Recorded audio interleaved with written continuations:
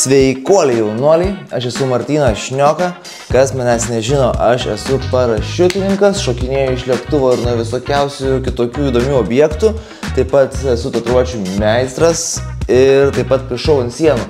Tai šią vasarą nusprendžiau pradėti kurti turinį YouTube'ui ir pradėjau daryti šiek tiek ilgesnio formato filmukus, nes iki šiol darydavau filmukus tik tais TikTok'ui ir Instagram'ai. Tai dabar jau pradėjau kurti tokius ilgesnius tos filmukus. Ir mano pirmas blynas, o tiksliau pirmi 4 filmukai buvo iš kelionės į Norvegiją, į tokį heli-bugi renginuką, kur sraigtasparniu mus kelnojo į kalną, o ant kalno stovėjo patranka, kuri mus šaudė nuo to kalno ir galėjom pasimėgauti skrydžiais. Tai susukau 4 filmukus po pusvalanduką, nes norėjau daryti vieno super ilgo, kad būtų lengviau įžiūrėti.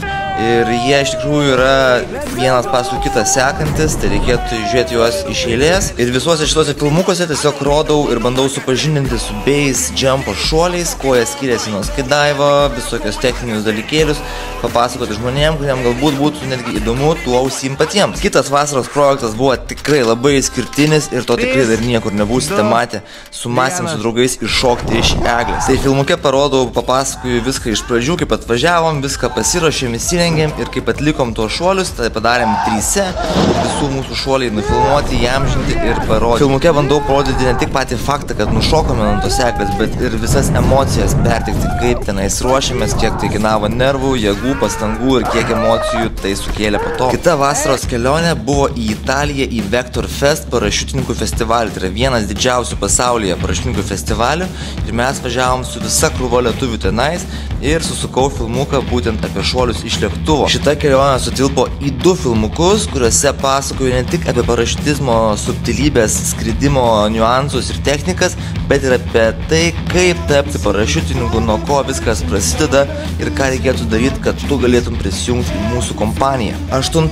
mano video vlogas buvo sukurtas apie šuolius nuo televizijos bokšto. Dėja, ne nuo Vilniaus, o nuo Talino, kur vyksta kasmetinis renginukas, tai Talino bokšto gimtadienis ir aš ten jau buvau galbūt 4 ar 5 kartus ir susukau filmuką, kaip mes ten nuveikėm su draugais iš Lietuvos. Ir filmukas įdomus tojo, kad liekam pakankamai žemus šuolius ir padarom jų visą krūvą. O po to iš karto susukau filmuką apie nelegalius šuolius, apie tai, ko nelabai galiu rodyti ir apie ką šnekėti. Dėja, šitą filmuką man teko greitai pašalinti iš YouTube'o, kad jis nebūtų prieinamas visiems. Bet jeigu man parašysite asmeniškai, atsiųsiu jums linką ir galėsite užmesti akį ir pamatyti, ko dar tikrai nebūsite matę, nes tokiais dalykais dažniausiai niekas nesidalina ir niekas nefilmuoja. Kitas mano filmukas buvo spontaniškas ir neplanuotas. Aš tiesiog šokinėjau parašiutais eilinį savaitgalį Kauno parašiutininkų klube ir labai netikėtai turėjau atsikabinimą nuo pagrindinio parašiuto ir teko su tais atsarginiai. Ir tuomet žinau, jog tai turi pavirsti video vlogui. Filmukas pakankamai neilgas, bet tikrai labai intensyvus ir čia apžvelgiu ne tik mūsų kasdienybę parašiutininkų klube, bet ir parodau naują lėktuvą, kurį įsigijo klubas. Kiti 2 video vlogai buvo apie 2 nuostabes vasaros dienas, kai gavome galimybę pašokinėti nuo Vilniaus. Taip, būtent Vilniaus televizijos bokšto ir čia buvo mūsų didžiulė sena svajonė, kuri pagaliau pavirto realybę. Per šitas 2 dienas padariau netgi 14 šuolių, o su visa chebra bendrai padarėm apie 80 šuoliukų ir tikrai gražių kadrų filmavom ir aš pabandau parodyti ir pademonstruoti visas subtilybės, kaip ir ką mes ten veikiam po tais parašiutais. Labai tikiuosi, kad šitas renginys nenumirs po 1 metų ir kažkas atras energijos tęsti darbus ir manau, kad tikrai žmonėm ateit pažiūrėti tokį vaizdelį, kaip šokinėja žmonės nuo bokšto, bus įdomu ir kitais metais. O kad paįvairinti savo video turinį, nusprendžiau susukti filmuką apie kažką kitko negu parašiutai ir turėjau progą nufilmuoti savo darbus, kai paišiau didžiulę milžinišką sieną, grafiti purškiamais dažais. Ir šitame filmuke taip pat bandau papasakoti šiek tiek apie visokias paišymo subtilybės, parodyti technikas ir supažindinti su šita meno rūšimi. Kitas mano filmukas, kurį susukau, buvo pats ilgiausias iki šiol mano padarytas, šiam 6 minučių ir iš tikrųjų labai bijojau, ar čia kažkas jį žiūrės ir tiek laiko galės skirti savo,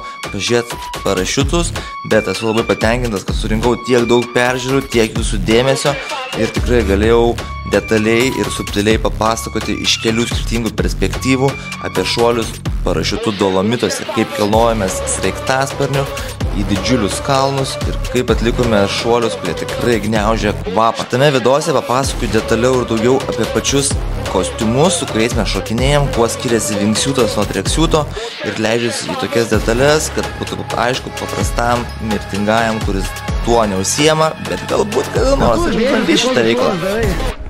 Nežinau, kas gali būti geriau, kas man pasakys? Nu pasakykit, kas gali būti geriau? Su kitu filmuku vėl nukrypstu nuo šuolių link dažų, tai papasakoju apie Kauno grafiti džemą, kur susirinko visa krūva paišytojų iš visos Lietuvos ir ne tik Lietuvos. Ir mes įpaišėm kiekvienas po savo piešinuką, parodau subtilias detalės, kaip ir ką darau, kad pamatytumėt visą procesą nuo pradžių iki galo. Ir čia net ne visi ir mano vasaros nuotykiai, nes ne viską spėjau sumontuoti ir jūsų laukia tikrai šis tas įdomaus. Unikalūs kadrai iš Burning Mano renginuko, šie metai buvo fantastiški ir patys geriausi, nors taip sakau kiekvienais metais. Taip, kad turiu dar krūvas turinio paruošto jums, tik reikia viską suvirškinti, sukramtyti, sumontuoti ir jums jį pateikti. Jeigu žinot bent vieną jaunuolį, kuriam toksai turinys turėtų patikti, labai prašau jūsų pasidalinti mano vidosais, mano kanalu ir tai padėtų mano kanalui augti. Jeigu dar nematėte kažkurio iš filmukų, tai eikite į mano YouTube kanalą ir pasižiūrėkite. Labai smagu su jumis jais dalintis ir tikiuosi jums įdomu. Sup? Atrakint? Jeigu dar to nepadarėte, tai subscribinkit mano kanalą, man tai daug reiškia, pradeda augti ir dalintis, skleisti savo šito turiniu. Tai ką, iki susimatymo kitame filmuke. Bam!